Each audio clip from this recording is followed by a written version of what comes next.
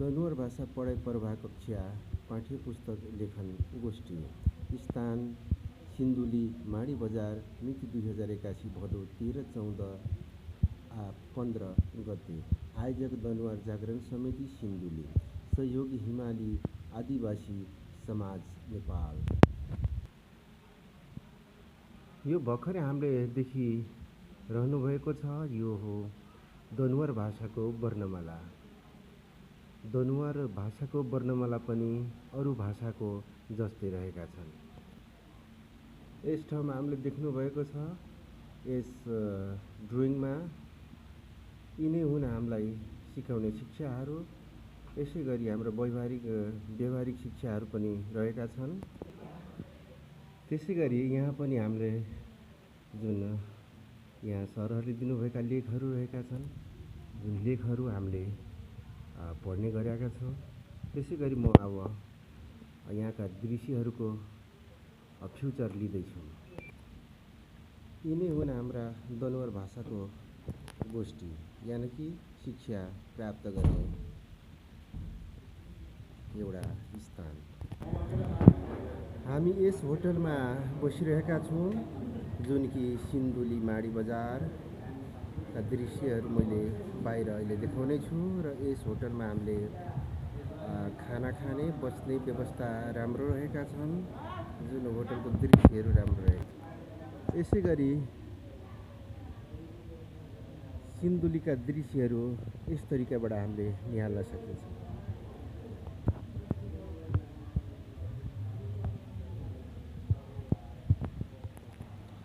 फेरि पनि हामी रहेका होटलको दृश्यहरू मैले लिने क्रममा फ्युचरको दृश्य यहाँहरूलाई अवलोकन गराउँदैछु। यो पनि रहेका छन् सिन्धुली नै। सिन्धुलीका दृश्यहरू यति रमणीय छ कि यसरी मैले देखाइरहेका छौँ। घरहरू भरिभराउ रहेका छन्। हामी बसेका होटलका संरचना यस तरिकाबाट हामीले निहाल्न सकिन्छ। धेरै राम्रो डेकोरेसन रहेको छ होटलको। जुन होटलमा हामी करिब 3 दिनको हाम्रो कोर्स रहेको छ। यी कोर्समा हामीले आफ्ना दनुवार भाषाको जुन पढाइ शिक्षा प्राप्त गर्ने स्थान रहेका छन्। दनुवार भाषा सञ्चालन गरिरहेका सेमिनार हल जुन 3 दिनको गोष्ठी रहेका छन्। यस तरिकाबाट हामीले यस होटलमा खाना खाने गरेका छौँ। यो भनेको हाम्रो बिहानको ब्रेकफास्ट हामी खाँदैछौँ र केही साथीहरू भित्र छिरिसक्नु भएको छ हाम्रा सभा हलमा, जुन कि गोष्ठी हल भनिन्छ हामीले। त्यसै गरी हामीले यी दृश्यहरू यहाँहरू सम्पूर्ण दर्शकबिनहरूलाई अवलोकन गर्न चाहे। यहाँ देख्नुभएको छ तपाईँहरूले हाम्रा एकदमै होनहार भाषाविज्ञ व्यक्तित्वहरू आउनुभएको छ। एकदम बुद्धिजीवी सर्कलका व्यक्तित्वहरू आउनुभएको छ। त्यसै गरी म अरू पनि बुद्धिजीवी व्यक्तिहरूको दृश्यहरू अवलोकन गराउन चाहन्छु। उहाँ पनि हुनुहुन्छ हाम्रा दनुवार भाषाविज्ञ व्यक्तित्व। उहाँ पनि एकदमै त्यो ज्ञान दिएर लाग्नु भएको छ पहिलादेखि नै। मलाई तपाईँहरूले देख्नुभएको छैन आदरणीय दर्शकबिनहरू। अहिले म आफ्नो फोटो देखाउने छु। यसै गरी अब सभा हल हाम्रो हामीले दृश्य देखाइरहेका छौँ। एकजना हाम्रो भाषाविज्ञ भित्र प्रवेश गरिसक्नु भएको छ र अरू भाषाविज्ञहरू पनि भित्र प्रवेश गरिसक्नु भएको छ। त्यसै गरी म आफ्नो फ्युचर पनि देखाउने छु, आफ्नो फोटो लिनेछु र त्यहाँ भएका सम्पूर्ण हाम्रा भाषाविज्ञहरू आउनुभएको छ दनुवार भाषा संस्करणको लागि। उहाँहरूलाई पनि म अवलोकन गराउनेछु।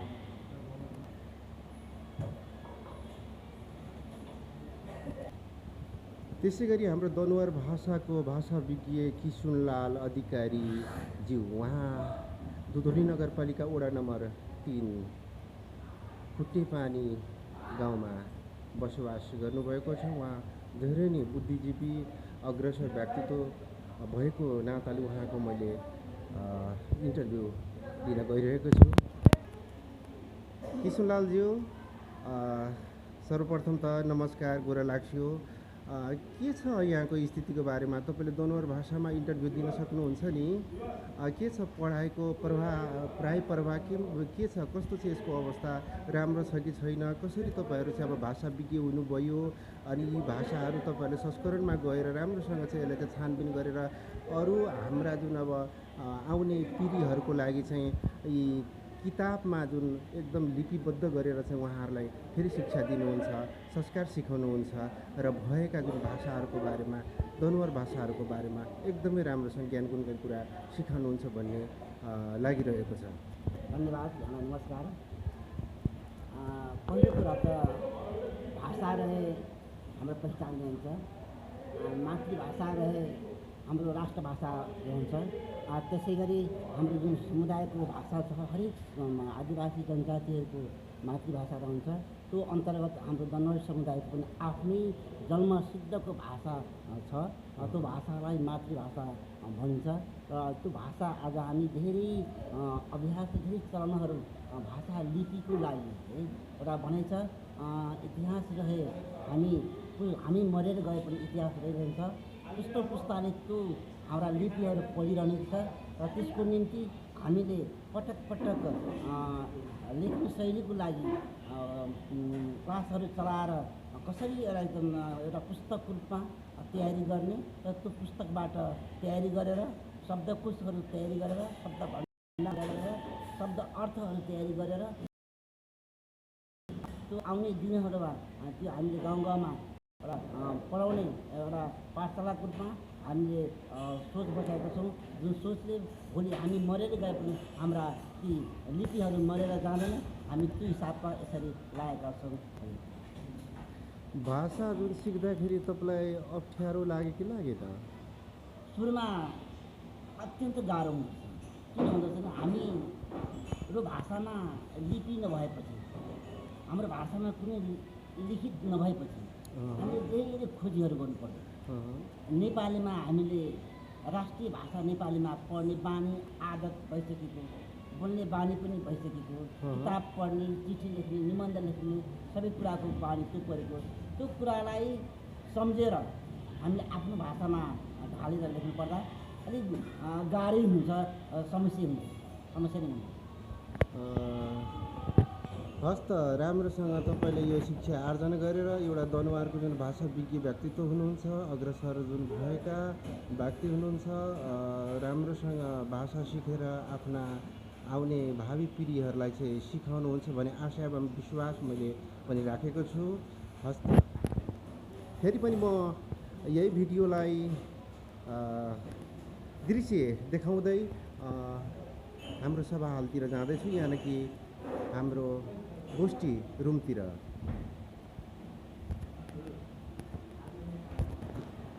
यसै गरी म अब जाँदैछु दनुवार भाषा सिक्ने गोष्ठी हलतिर।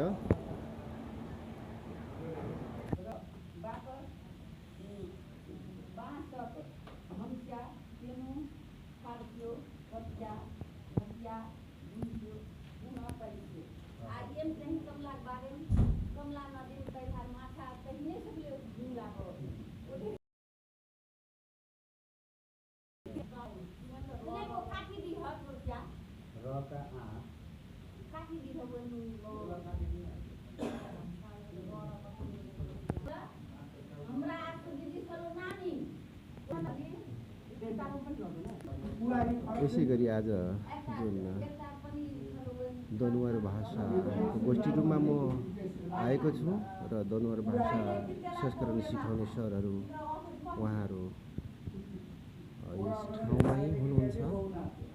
त्यसै गरी मैले अर्को भिडियोमा के अंश देखाउने छु। धन्यवाद।